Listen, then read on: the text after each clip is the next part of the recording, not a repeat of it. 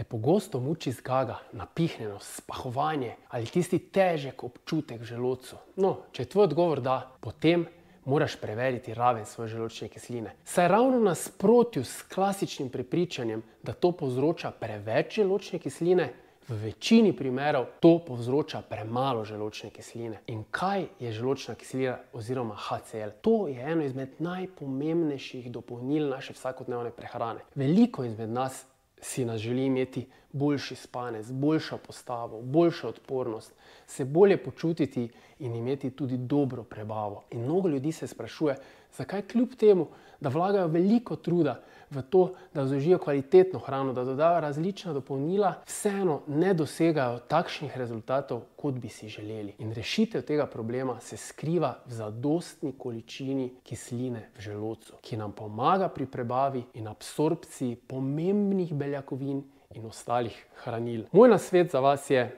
da si preden vzamete naslednjič kakšno dopolnilo ali kupite najbolj kakovosten obrok, zagotovo preverite raven svoje želodčne kisline, saj brez nje vse skupaj ne bo učinkovito. Katere pomembne funkcije opravlja želodčna kislina? Absorpcija najmanj 8 ključnih elementov, mikroelementov, ki jih potrebujemo. To so vitamini B, magnezij, cink, železo, vitamin C, vitamina A in E, razgradnja beljakovin, aktivacija prebavnih encimov in ustvarjanje pH-ja, pravilnega pH-ja v celotnem prebavnem traktu. Bolečine v želodcu niso normalen pojav in danes se večini zdi, da so bolečine v želodcu že nekaj vsakdanjega in temu ne pripisuje velike pomembnosti.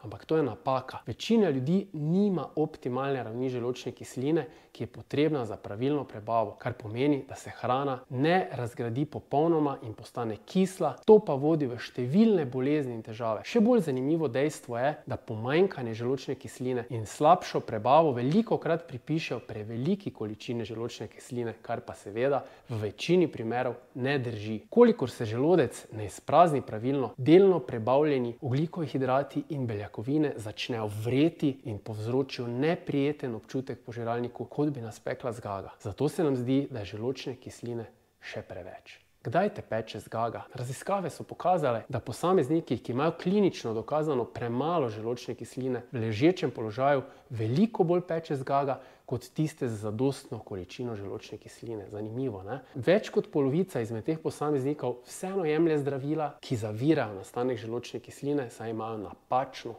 diagnozo.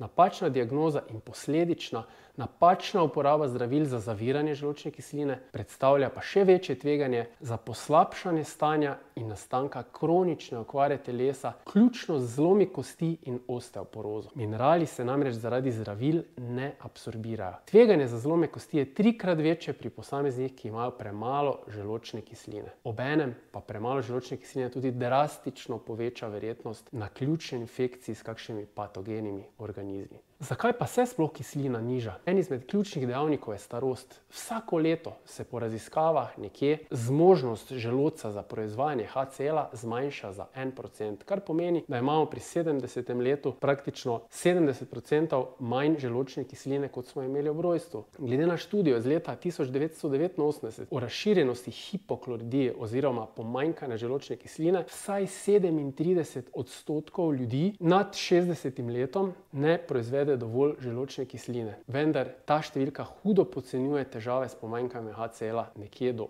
98% populacije ima namreč težave. Oksidacijski stres prav tako negativno vpliva na sposobnost našega telesa tvoriti želodčno kislino. In če podamo primer iz študije, so imele miške, ki so jih testirali z manj želodčne kisline, med 110 in 125% več nevarnih bakterij v prebavnem traktu. En izmed zelo pomembnih dejavnikov, ki nižajo raven kisline, pa je nepravilna uporaba zdravil. Predvsem zdravil za zaviranje nastanka želodčne kisline. Kaj so simptomi, ki so neposredno povezani s pomanjkanjem želodčne kisline?